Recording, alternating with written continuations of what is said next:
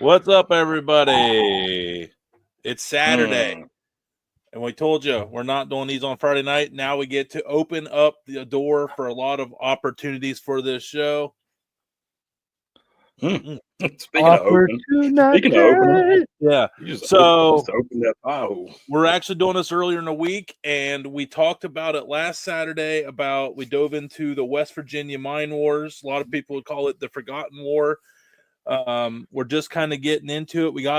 Went through the rough war. Yeah.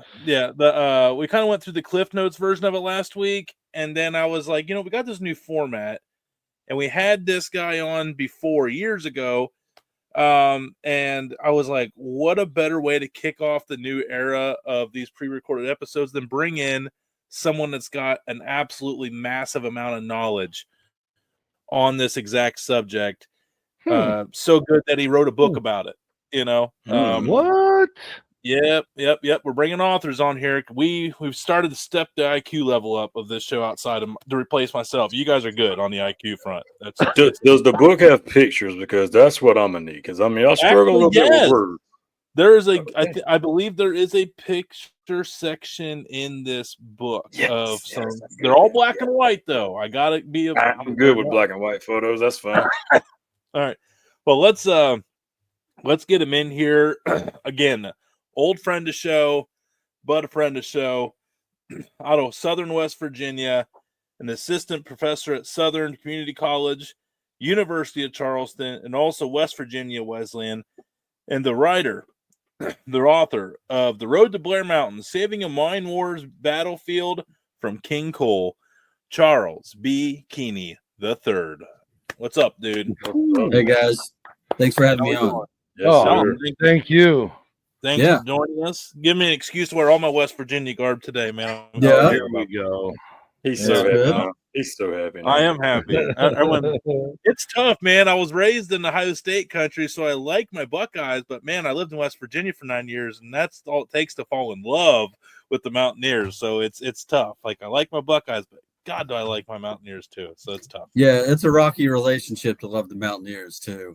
This day and age, he's a Browns fan. So be a Browns fan. I'll say, yeah. Hey. Oh, okay. So you're a man of long suffering. Set the edge, spot the ball. Let's go. Yeah. Honestly, after Richrod got hired, I started buying all the stuff again. I got excited. So we got you on here. We talked about last week. You weren't here last week. So basically what we talked about was like my rough knowledge. We kind of just somehow, some way ended up on this topic. And we went over like the Battle of Mate 1. I had to throw out the conspiracy of Sid might have shot Mayor Testerman.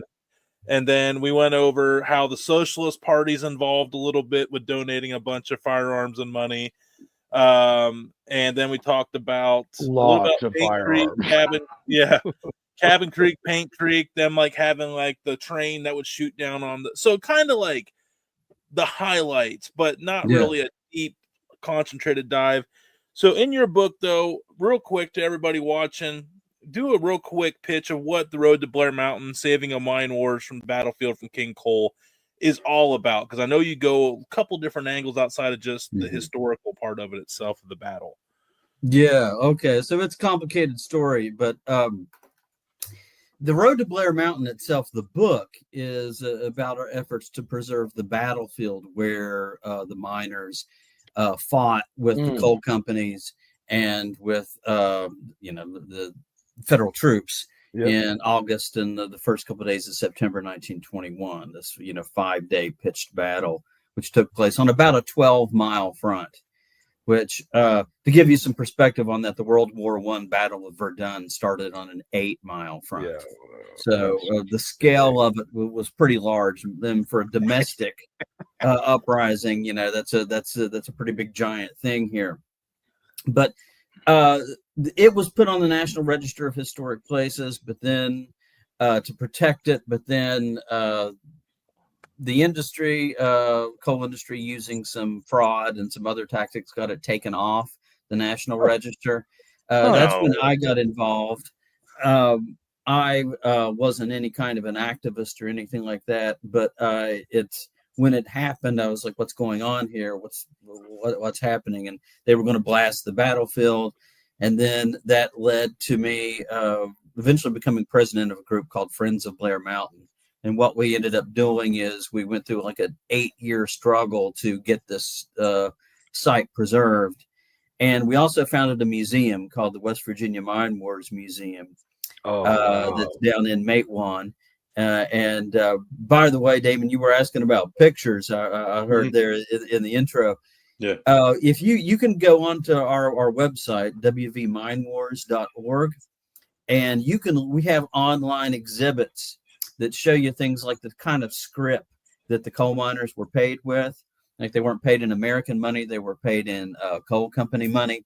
And you can see like examples of that, types of hats they used to wear, the type of lighting they used to have, and some of our other stuff. We have an original bandana from 1921, red bandana that the miners wore, of course, were referred to as rednecks. So the book is about that, about us preserving the battlefield. It's also about the history, and I have a personal connection to the history. The president of the Union in West Virginia was my great-grandfather. And he was the leader of the miners in all this. He was the guy 4 weeks before the battle started. They had this big rally outside of the Capitol in Charleston. And it was my great-grandfather that told the crowd the only way you can get your rights is with a high-powered rifle, and told the men to go home and await the call to march. And he was later charged with treason after the battle.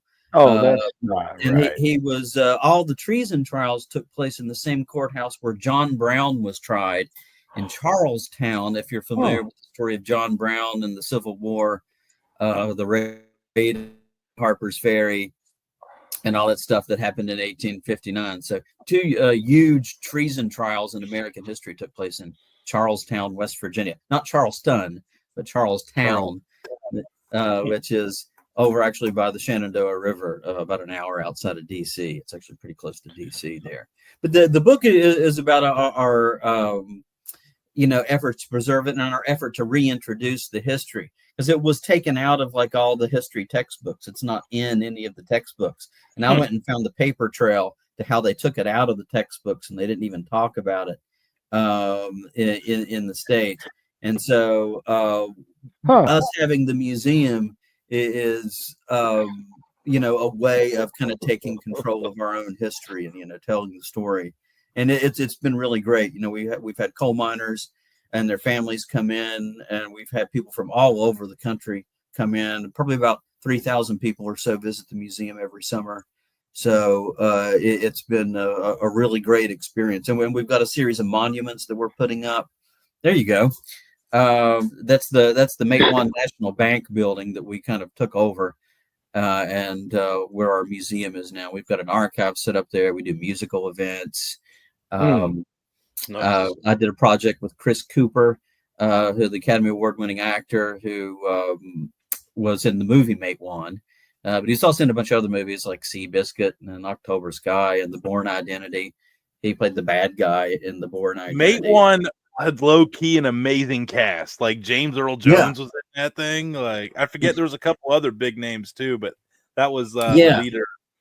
The guy that played the warden in Shawshank Redemption. If you remember Shawshank. Oh yeah. Required viewing for all Americans. that is definitely improved. Huh? I hated my students. My students have no knowledge of good American movies. Oh my God.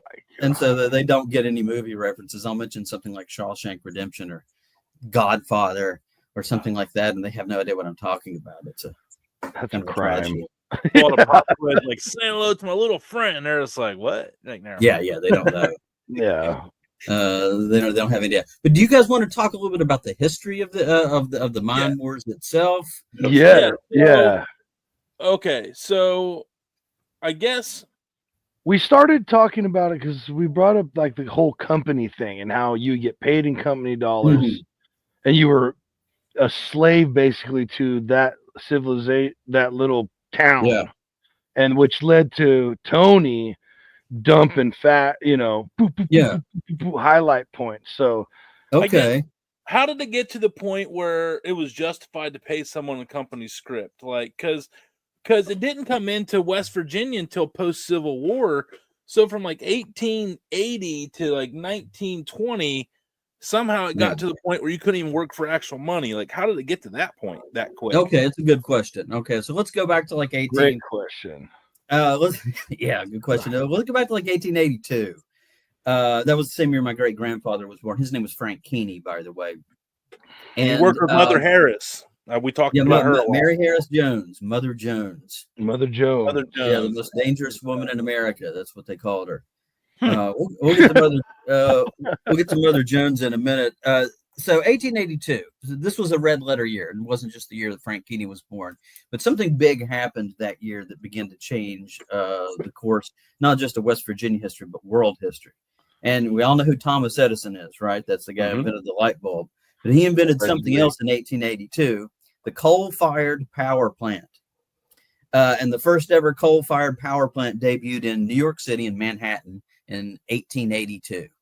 And of course, this new invention, the light bulb, was around, but you had to figure out a way to get the power to the light bulbs, right? And to power entire cities. And it's Edison that came up with the modern electric grid that cities still use, and came up with a coal-fired power plant. So now he took credit for it. I mean, yeah. So now you've got coal that had just been used, for trains, and it was being used for steel production, metallurgical coal. There's two types of coal: metallurgic coal and thermal coal.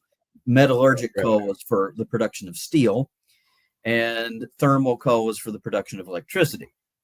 We have a lot of both in West Virginia, a whole lot of both. Anyway, with this, now a coal is going to be used to generate electricity. And of course, it generates over 50% of the electricity that's used in the United States for the next 100 plus years. At times, it was like about 75% of the electricity in America was generated by coal. So it's a tremendous amount. And it was, of course, used to make all the steel, put all the skyscrapers up and built the American cities. So now there's this giant need for coal. And in West Virginia, they find that there's tons and tons of coal. Of course, West Virginia is the only place. You got eastern Kentucky. They were already mining in western Pennsylvania, outside of Pittsburgh. If you go like right outside of Pittsburgh in places like Uniontown, you find that the culture is really similar to the coal fields in West Virginia. The accents are different, but the culture is really actually similar. I've taught classes up there for Penn State. And the people are very similar to the way they are in Logan County, just different accents. Although if you tell them that, they all would. Oh, yeah. I'll tell you this. How dare you? I would rather live in southern West Virginia because they got them houses stacked on each other, like in the pits. Like, it's amazing how many houses they put on the side of a mountain. Like, it's crazy. Like, it does not look comfortable at all. But anyway, So they go in and they start buying up land. But of course, a lot of the locals that have lived in these mountains, most of them that lived in these mountains came in right around the time of the American Revolution or a little bit before. My family came in 1751, before the French and Indian War even started. So a lot of those families have been around for about 100 years and they're living in these places. They don't want to sell off their land. So the companies come up with a new term that enables them to get to the land, and that is mineral rights. Right? You well know the term mineral rights today, but it didn't exist back then. So they got mineral rights, which enable them to buy what's underneath people's feet. Yep. And then ultimately, through a lot of different methods, some legit and some illegit, they managed to get most of the land that's in southern West Virginia. And the coal companies still, or land companies, I should say, still own about 70% of the land in West Virginia. Unbelievable, man. So they own a ton of land, and they still do. And there's big natural gas reserves here too. So that's going to be, mined out after the coal, which a lot of the coal in southern West Virginia is mined out. But anyway, they get all this land. And then, of course, you have to import a workforce once you start up a mine because there aren't enough locals to make up your workforce. So you start importing in people like immigrants and blacks from the South. And there's no regulations on businesses at this time. There's no such thing as a 40-hour work week or a weekend or paid leave. You know, if you're working in a steel mill, I just mentioned, you know, the steel industry, you get your arm chopped off in the steel mill, you get fired. You lose your job. You know, that's just the way it is, because there's 50 and there's tons of people waiting for your job right around the corner, because immigrants are coming into the country hand over fist through Ellis Island right now, coming in from places like Italy and Eastern Europe. You've all seen The Godfather Part 2, you know, when little Vito comes, you know, into the islands. It was like that, right? All these different groups coming in, and so they come in working the mines. So there's no regulations on these companies. And they're able to really buy off a lot of local politicians and kind of get away with whatever they want to get away with. And they, you know, have their own towns. And so those towns are not incorporated. They don't have sheriffs. They have their own security forces that they call mine guards. And it was the mine guards that really, really got the miners going.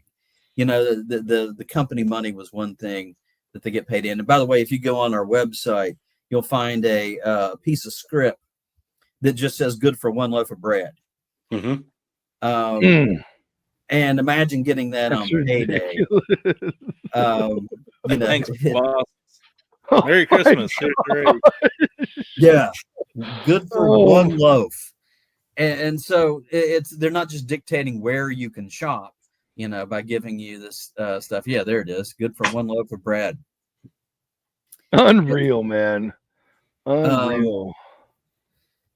And so you get to see that when they're going on strike, you know, unions can get a lot of criticism today, and some of that's really justified for like demanding outlandish things, you know, and certain things like that. But back then, you go back 100 years ago, they're fighting basic rights, such as they want to be. When they go on strike in 1912 and the mine wars really get started up, one of their demands was just to be paid in American money. Right. That's one of their crazy idea. Yeah, how dare they? Shame. Yeah. So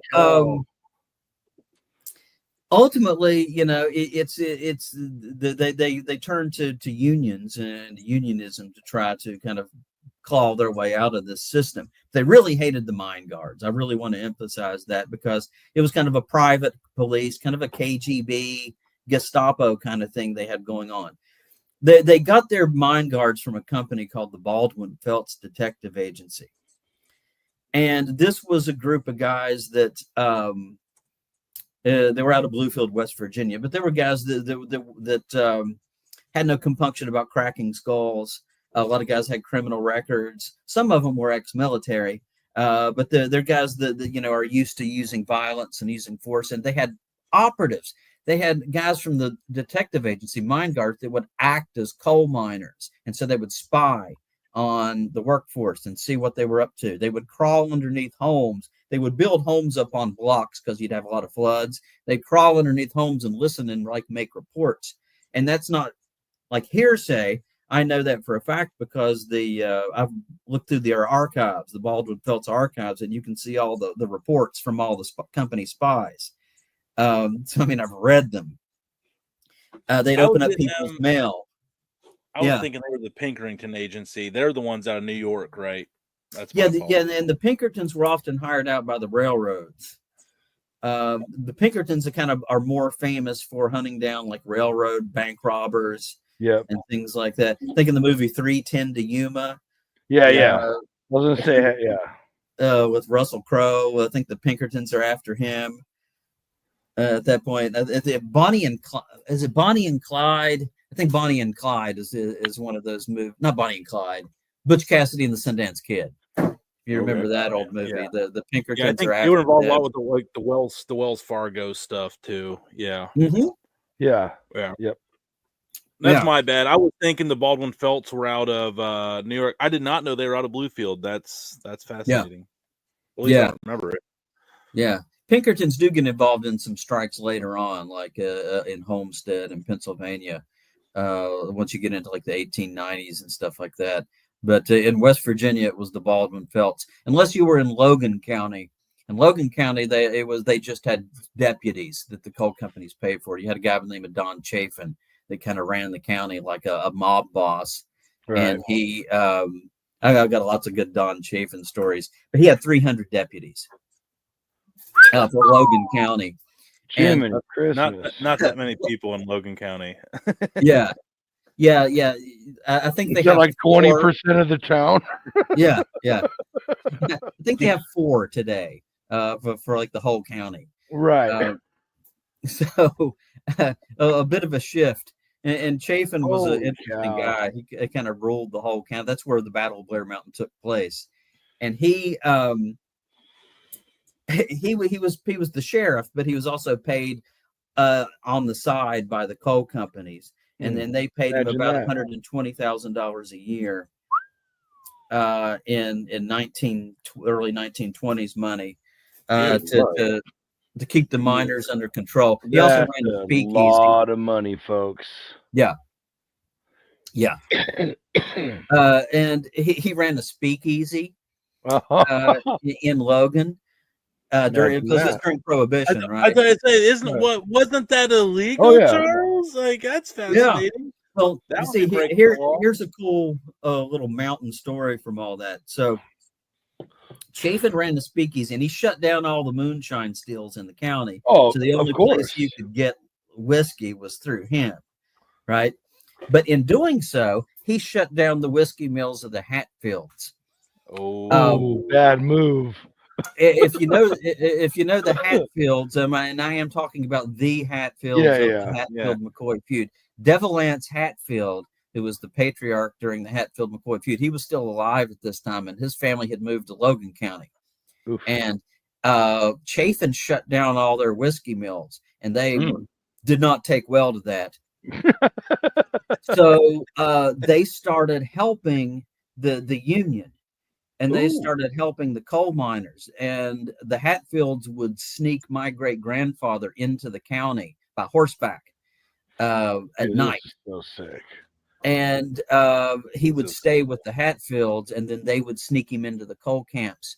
And they also, Devil Lance would send some of his grandsons, because he was old at this time and his sons were all adults. He would send his grandsons, who were like 19, 20, to Frank Keeney's house in Charleston, and they would guard his house while he was away because he got so many death threats. Unions were big deals back then. Know that. They were wrapped up in all that stuff all the time. Yeah, and the Hatfields scouted out all the defensive positions that the coal companies were using at Blair Mountain and did reconnaissance for them. Cool.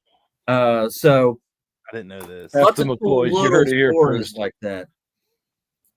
That's wild. So there was a lot going on, a lot of intrigue and a lot of corruption, and the coal miners were kind of fighting up against that. And I think the real tipping point when it comes to Blair Mountain, the real tipping point was when Sid Hatfield and Ed Chambers get murdered. Yeah. And I don't know if they went over that last week. I told them that we just got to that. That was where we went unarmed, and that you could still see the bullet holes in the courthouse steps to this day. Yeah. For some reason they went unmanned, but isn't there a conspiracy as to why they were unmanned and was an inside, someone allegedly rolled unarmed? You mean? Okay. They didn't have any security with them either. They went unarmed and with no guards when they were ordered to do so, I believe.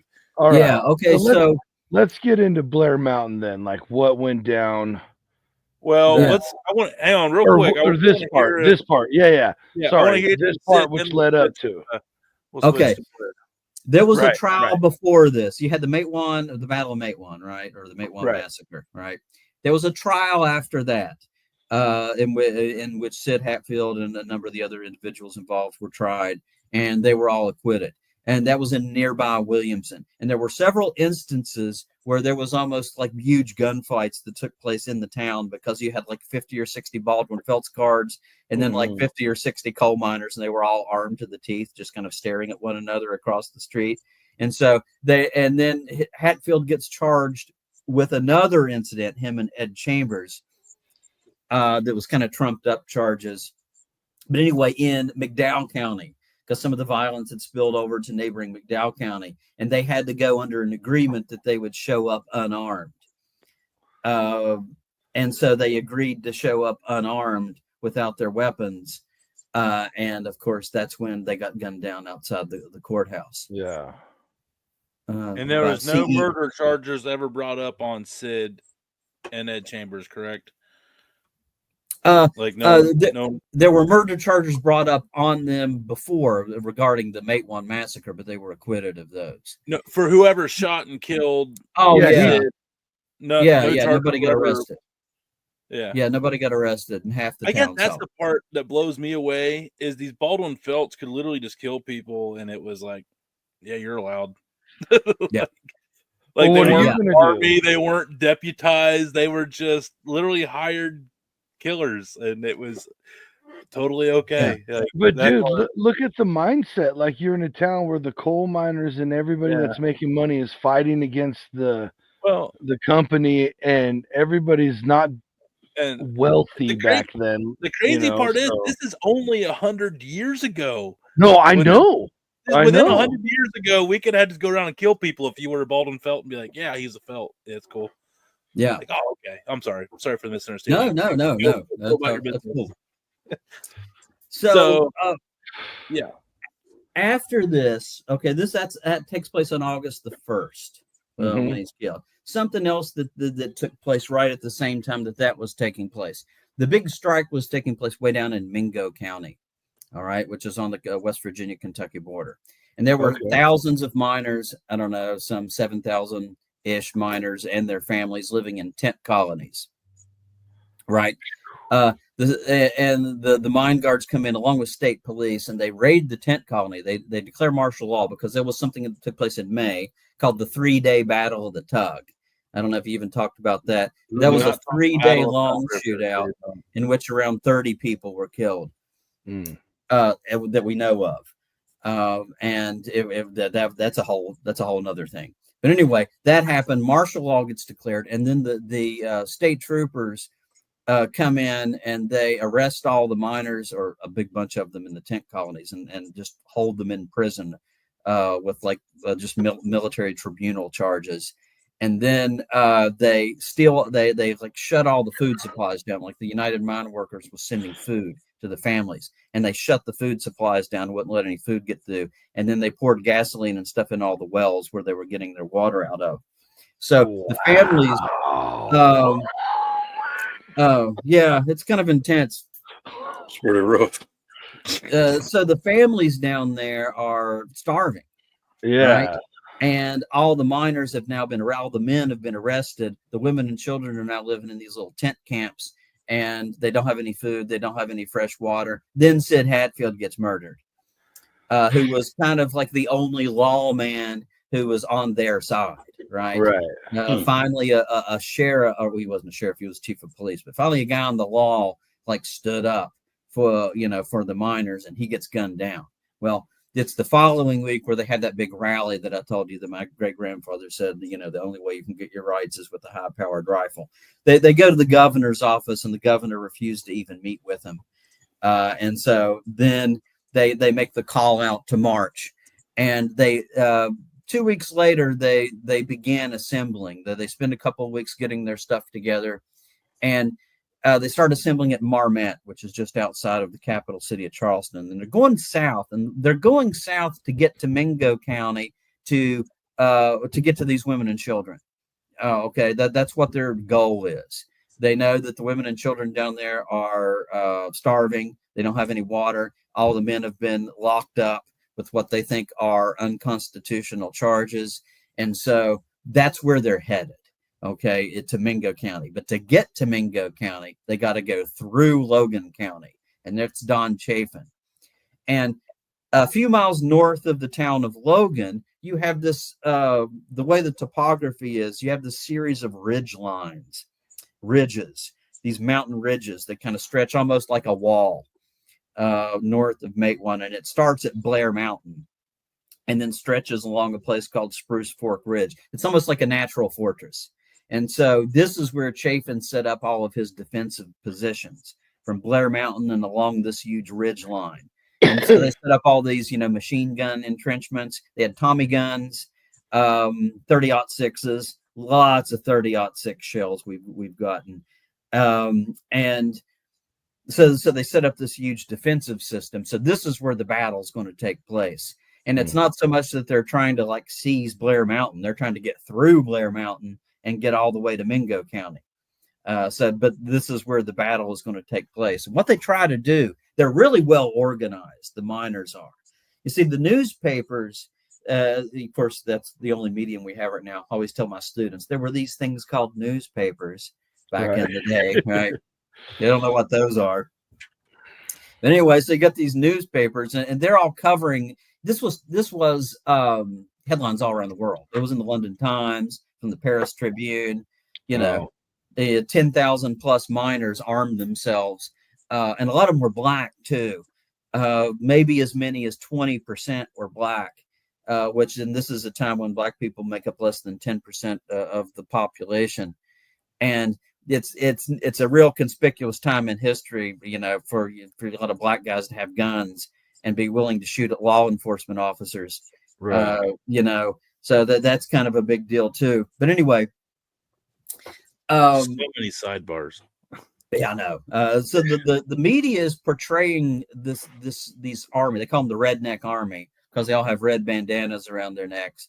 And you can go back and look at some of the headlines, which are kind of funny now because of the stereotypes we have. And they things like Army of Rednecks, pillage countryside. So you kind of might have a different visual on that with today's stereotypes, right? Yeah, slightly. A whole bunch of Larry the Cable guys, coming out. White's up there tap dancing. Yeah. Get her done was the password. Yeah.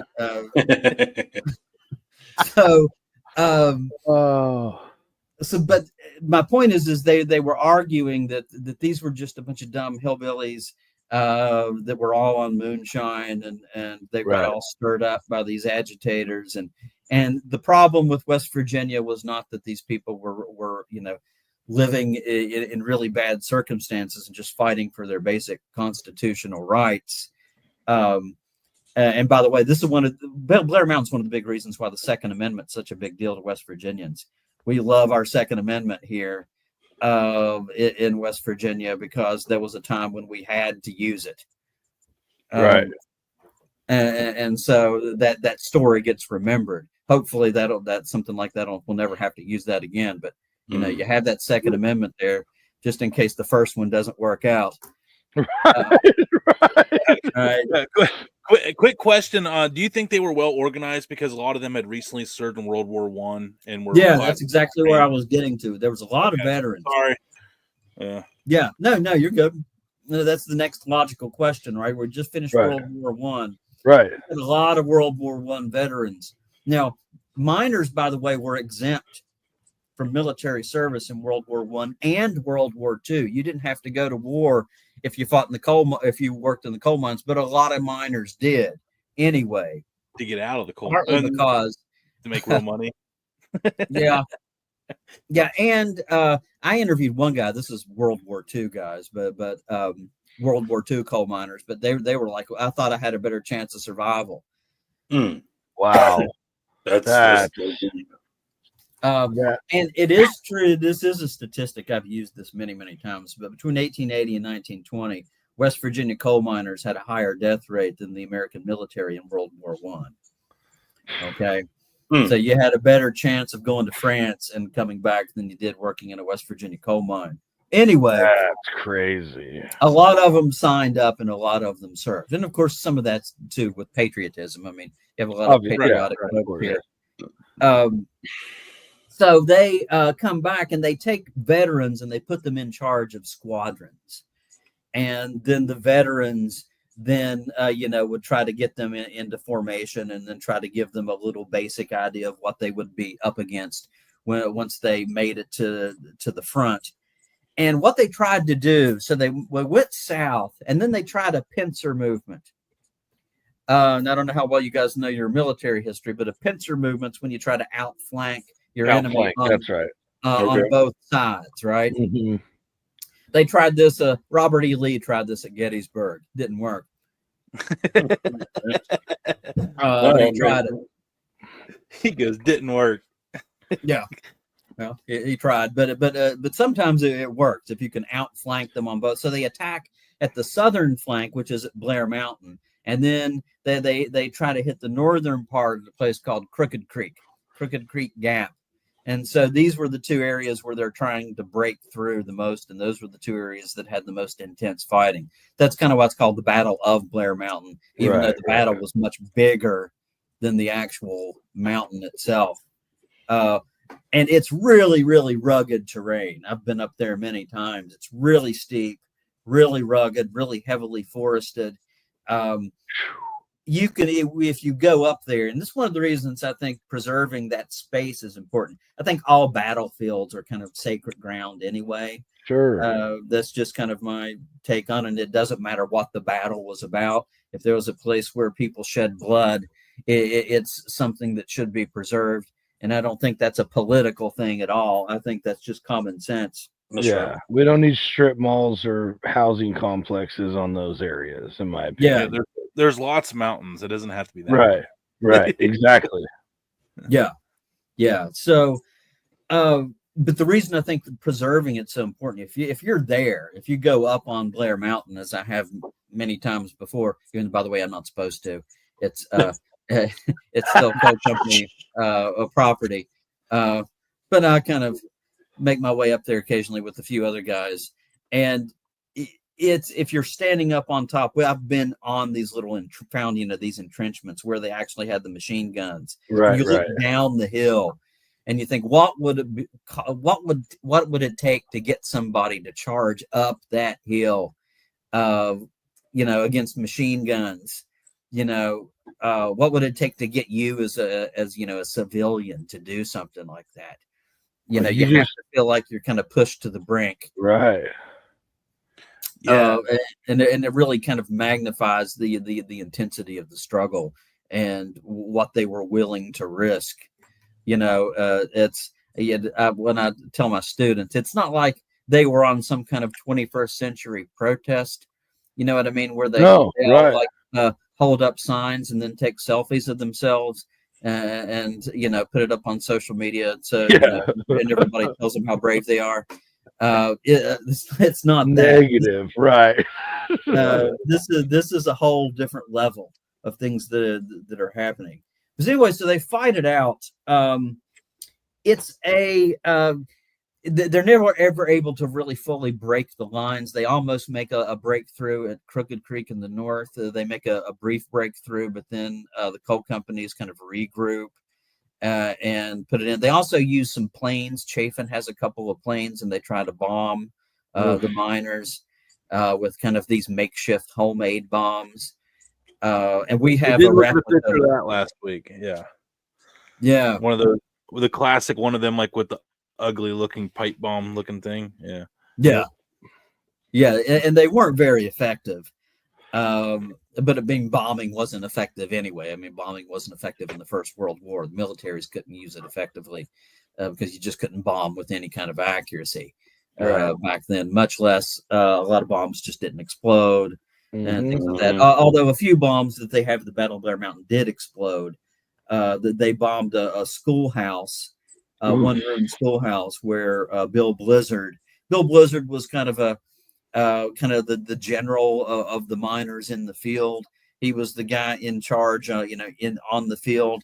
Meanwhile, my great-grandfather was kind of talking to the media the whole time, being like, I don't know what they're doing. I've got nothing. He was kind of trying to play dumb when he was behind the scenes, and him and Blizzard and Fred Mooney planned the whole thing. But they were like, we don't know what they're doing. They're just, Yeah, we hear some fireworks going off back there. But So, there he is. Now, which one? Now, who's this? Frank Keeney is on the right. Okay. And Fred Mooney is on the left. Okay. And Fred Mooney was kind of like his number two guy. Both of those guys grew up as coal miners along Cabin Creek. And if you know your basketball history, You've heard of Zeke from Cabin Creek. Mm. You know, Yep. the NBA logo, Jerry West. Yeah. That's where he's from. That's where people know. And Randy Moss is from that area too. If you know Okay. your Right. sports. Randy. And Jason Yeah. Williams. And Jason Williams. That's right. Coach. They're all from that same little area right there along Cabin Creek. So Mooney and Keeney both grew up along there. They were coal miners there, and they kind of took over the movement from Cabin Creek, and they kind of led that strike, and they won that strike. And so the Kanawha County miners in that county got organized, and then they became leaders in the union after that. But they were all pretty tough as nails. My great grandfather lived to be 88, and I don't know how, because he worked 20 That should years. be in a coal. Yeah. And he drank like a fish too. He drank about a fifth of whiskey every day, Woo. and smoked too. Somehow lived to be 88 years old. But anyway, See, boys, I'm just fine. I'm just fine. Get out of I here. take back what I said about the smoking, bud. I take it back. yeah. You guys got a healthy lifestyle going. Light up another one, brother. Get you a fifth while you're at it. Yeah. I'm gonna take it literally. Yeah. Oh. But to the day he died, he carried around a Smith & Wesson with him. Let's go. Because he was always worried, even when he was an old man, like some Baldwin Felts guy would jump out of an alley and try to kill him. It's my kind of people, right there. Right. Yeah. They strap short. Yeah. We're actually, for sake of this show, we're going to have to split this up. So we're going to finish up the rest of the Battle of Matewan next Saturday. And so everybody stay tuned for next week. And we're going to keep hanging out here with Charles Keeney. So keep it locked in here on the Dude Network. We'll see you next Saturday. 3, 2,